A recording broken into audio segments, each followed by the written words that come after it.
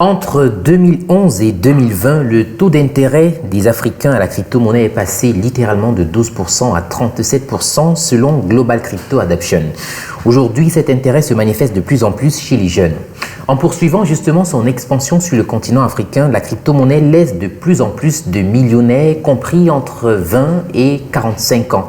Aujourd'hui, justement, l'occasion s'y prétend. Notre focus va porter sur le décryptage justement de cette nouvelle monnaie faiseur de riches, surtout de jeunes riches.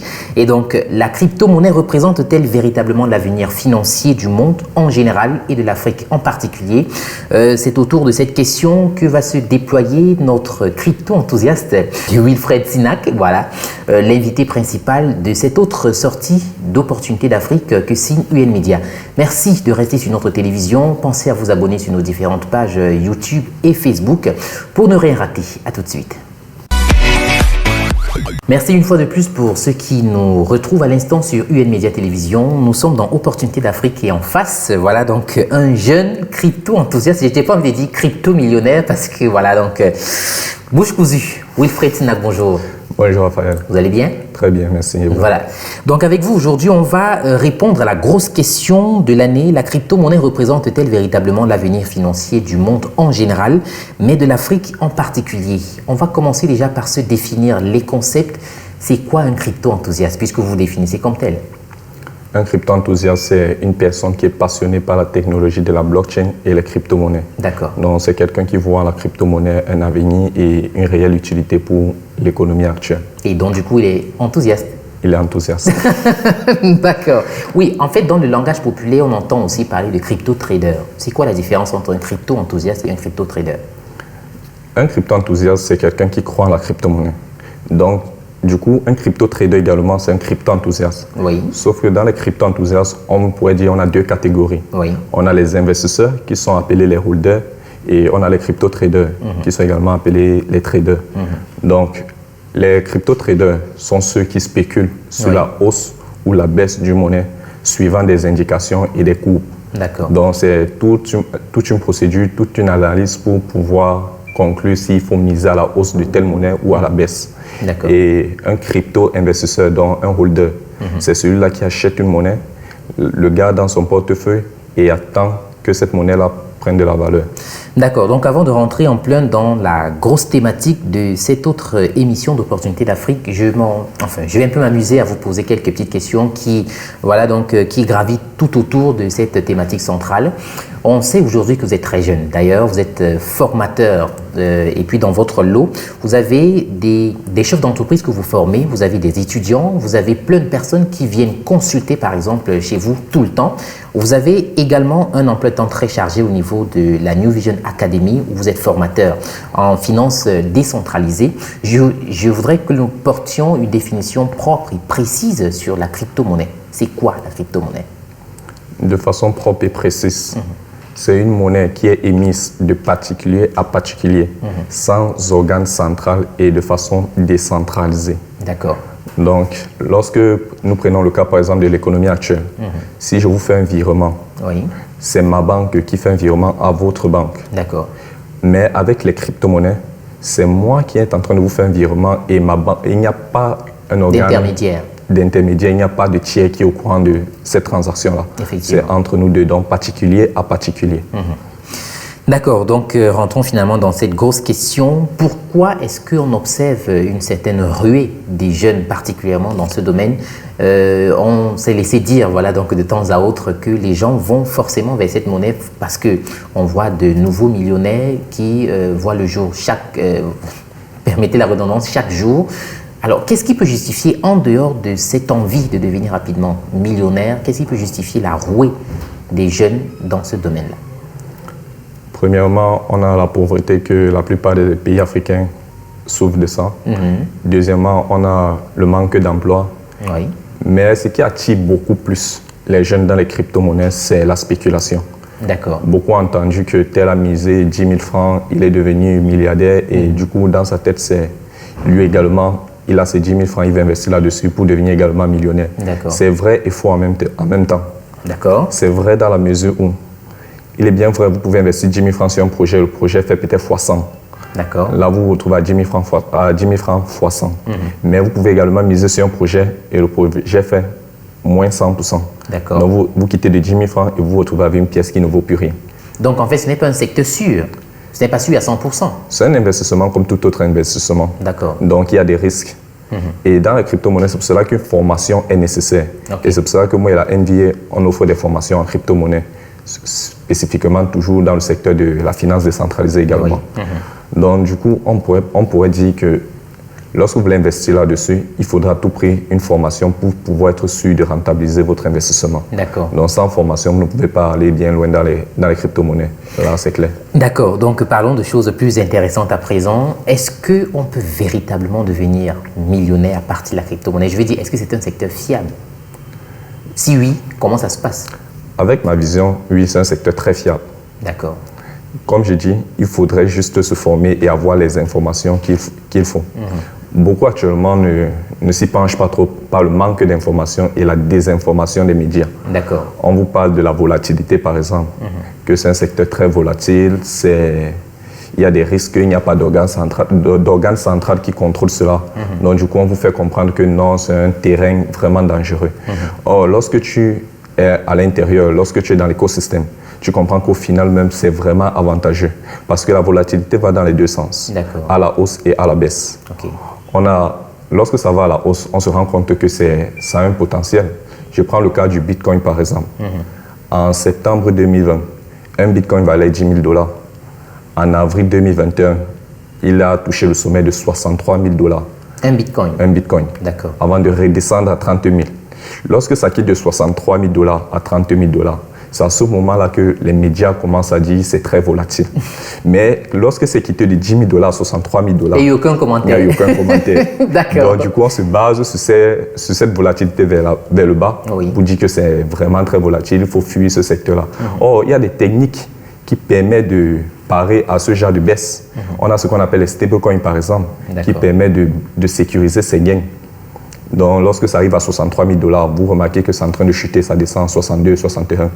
Vous convertissez vos bitcoins en stablecoin, vous aurez 63 000 $ de stablecoin. Et lorsque un bitcoin descend à 30 000 $, vous vous retrouvez avec 63 000 $ en stablecoin. Là, vous rachetez encore les bitcoins plus bas. D'accord. Comme le dicton qu'on dit dans le domaine, buy the dip. Donc, achetez la baisse. Quand c'est donc voilà, donc, que quand c'est à la baisse. Alors, comment est-ce qu'il faut faire aujourd'hui pour investir dans ce secteur d'activité? Il faut quoi? Il faut quoi à la base? Il n'y a pas de barrière d'entrée pour investir dans les crypto-monnaies. On n'a pas besoin d'école, mais on a besoin de formation. D'accord. D'une volonté. Et maintenant, on voit juste un appareil, un téléphone portable ou un ordinateur et de la connexion Internet. Oui. Et le minimum pour investir. Oui. Et il n'y a pas de minimum. Même avec 1000 francs, on peut se lancer. Mais avec 1000 francs, est-ce qu'on peut devenir, je veux dire d'après la spéculation, est-ce qu'avec 1000 francs, est-ce qu'on peut devenir millionnaire? Bon. En fait, c'est une question bête. Hein? Oui, je vois. Oui. C'est bien possible. Parce que tout, c'est la patience. Lorsque vous investissez, par exemple, vos 1000 francs sur un bon projet, et vous êtes patient minimum 5 ans, par exemple, pour vos 1000 francs, vous êtes capable de quitter de 1000 francs à 1 million en 5 ans facilement. Comme ça peut aussi être le contraire, comme j'aime toujours dire pour bien préciser. Oui. Donc, ça dépend de la monnaie qu'on choisit. D'accord. Donc, le but, c'est juste d'investir sur le bon projet et rester patient et attendre. Mais en même temps, on a des techniques qui permettent de rentabiliser, même si tu as un petit investissement, ça peut te permettre de rentabiliser cela. La crypto-monnaie, c'est tout un écosystème. Beaucoup connaissent juste la partie visible, en fait, mais à l'intérieur, il y a un grand écosystème. D'accord. Il y a des vendeurs, par exemple, ceux-là qui achètent à un prix bas et ils revendent à un prix haut. Oui. Donc, une monnaie peut coûter, par exemple, supposons un bitcoin coûte 10 000 francs. Oui. Et ils achètent un bitcoin à 10 000 francs, mais sauf que quand ils veulent revendre, ils revendent cela peut-être à 12 000 francs. Justement parce que ceux à qui ils revendent n'ont pas soit le temps d'aller eux-mêmes acheter, soit n'ont pas une formation pour acheter. D'accord. Donc, selon eux, c'est difficile d'acheter. Donc, imaginez quelqu'un qui investit 5 000 francs. Il achète, un ami vient lui dire qu'il veut la monnaie. Lui, il vend cette monnaie à son ami à 2 000 francs. Vous voyez comme il est en train d'augmenter son capital. Effectivement. Et c'est comme cela qu'il peut se constituer un capital avec le temps. D'accord. Alors, tout à l'heure, vous parliez de savoir identifier le bon projet sur lequel on peut investir. Mais comment est-ce qu'il faut faire pour identifier le bon projet? Puisqu'on sait aujourd'hui qu'avec l'avènement non seulement des médias, et avec le courant de la spéculation, mais surtout avec tout ce qui se dit sur Internet, comment identifier le bon projet dans ce secteur d'activité? Ça, c'est l'objet de tout un cours et ça peut prendre plus. Je ne pourrais pas facilement décrire tout cela en bien sûr, dans une émission, bien sûr. Donc, du coup, ce que je vais faire, c'est le critère le plus fondamental pour choisir un projet, c'est l'innovation que le projet apporte. D'accord. Donc, lorsqu'un projet est innovant, que ce soit dans le secteur de la blockchain, que ce soit un projet innovant qui va révolutionner la vie actuelle, c'est ça le meilleur critère pour sélectionner une monnaie. Mais il faudrait que ce projet innovant soit concrétisable. Non, il ne faudrait pas juste que ça soit innovant, mais lorsqu'on réfléchit bien, c'est impossible. D'accord, donc dans quelques minutes, on va sortir de cet entretien, mais avant de s'y prêter, justement, parlons des risques. Est-ce que votre secteur d'activité, je veux dire, ce secteur qui vous rend enthousiaste aujourd'hui, est-ce qu'on peut identifier des risques ou alors c'est 100% sûr? Il n'y a pas de risque zéro, peu importe l'investissement. Et les crypto-monnaies, pour moi, au sens propre du terme, c'est un investissement. D'accord. Bon, avant de parler des risques, il y a également le fait que beaucoup confondent l'investissement dans les crypto-monnaies et l'investissement en utilisant les crypto-monnaies sur les plateformes d'investissement.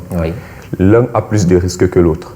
Lorsque vous utilisez les crypto-monnaies comme le Bitcoin le plus souvent qui est utilisé pour investir dans les plateformes, en ce moment-là, vous n'êtes pas en train d'investir sur une crypto-monnaie. Vous êtes en train d'investir dans une plateforme en utilisant les crypto-monnaies. Et le risque, c'est le fait qu'une plateforme est contrôlée par une personne dont on ne connaît pas ses intentions, on ne sait même pas où il habite, on ne connaît rien en fait sur lui. Donc du coup, il peut se lever un matin, il ferme sa plateforme et vous n'avez plus accès à vos retours sur investissement. Bien sûr. Maintenant, le risque qui est dans les crypto-monnaies, premièrement, il y a le fait que il y a deux risques. D'accord. Il y a le risque qui est lié à la crypto qu'on achète et le risque qui est lié à l'investisseur, qu'on pourrait dire, qui pèse sur l'investisseur lui-même. D'accord. Donc lorsque c'est lié à la crypto-monnaie qu'on achète, c'est lorsque vous achetez par exemple une mauvaise monnaie, une crypto-scam ou un shitcoin, une crypto de merde. Lorsque vous achetez cela, c'est là où ça devient risqué parce que vous pouvez tout perdre carrément. Déjà, les crypto-monnaies sont volatiles, mais les shitcoins sont extrêmement volatiles. D'accord. En une journée, ils peuvent faire un truc comme 20 000% en une journée et en une journée également, ils perdent 20 000%. De 20 000 à zéro. Voilà, donc c'est ça avec les shitcoins. Donc c'est là-bas qu'il y a le risque également. Il y a aussi d'autres risques comme le piratage de la monnaie, donc de la blockchain sur laquelle repose cette monnaie-là. On peut pirater cette blockchain-là. Il y a ce qu'on appelle l'attaque des 51% qui sont arrivés avec certains cryptos qui ont subi cette attaque-là. Lorsqu'il y a 51% des personnes malveillantes qui assurent l'intégrité du réseau de la blockchain de cette monnaie. Bon, maintenant, il y a le risque qui est lié à l'utilisateur, c'est-à-dire qu'il perd sur l'utilisateur, comme j'ai dit. Donc, il doit s'assurer de sécuriser ses portefeuilles, de ne pas perdre sa clé privée, de ne pas donner ses clés privées également à d'autres usagers. Les clés privées sont en quelque sorte, c'est une phrase. Comme son nom l'indique, clé privée, donc c'est privé. Oui, bien sûr, c'est privé. Vous ne devez pas le montrer à qui que ce soit. Voilà, donc Wilfried Snack, c'est très passionnant ce que vous êtes en train de dire. Surtout lorsqu'on regarde sur votre visage aujourd'hui, on voit la jeunesse vraiment, c'est-à-dire la vie. On se pose la question de savoir, est-ce que c'est possible? Alors, chers téléspectateurs, c'est possible parce qu'on a un exemple vivant devant nous. Avant de sortir de cet entretien, je voudrais que vous regardiez la caméra et que vous garantissez toutes les personnes qui regardent cette émission de ce que vous êtes un exemple aujourd'hui et que la crypto-monnaie, c'est un secteur fiable et que s'ils peuvent et que s'ils veulent investir, qu'ils y aillent sans avoir peur. Vous regardez la caméra et puis vous le dites avec la grande sincérité qui vous habite. La crypto-monnaie, c'est un secteur très fiable et c'est un levier d'investissement comme tout autre levier d'investissement. Il faudrait juste vous faire former et pour cela, la NV Academy est là, la New Vision Academy est là pour vous former dans le domaine et vous accompagner dans votre investissement dans le secteur des crypto-monnaies. C'est un investissement qui a déjà fait ses preuves et nous sommes tous les jours témoins et nous avons tous les jours des nouveaux témoignages des personnes qui s'en sortent grâce à la crypto-monnaie. Donc, merci de votre passage sur ce plateau, Wilfried Snack. On va vous souhaiter beaucoup de chance dans vos futures enquêtes en termes de crypto-monnaie. Merci, Raphaël. Et que vivement, d'ici 30 ans, que vous soyez, pourquoi pas, l'un des multimilliardaires de ce continent. Merci, que Dieu vous entende. D'accord, bonne journée. Et donc, c'est ici que nous mettons un point final à cette autre sortie d'Opportunités d'Afrique. Merci de l'avoir suivi. Restez surtout des nôtres. Laissez un commentaire sur nos différentes plateformes Facebook et YouTube. Et on se fera un plaisir, pourquoi pas, de vous rappeler. Bye bye.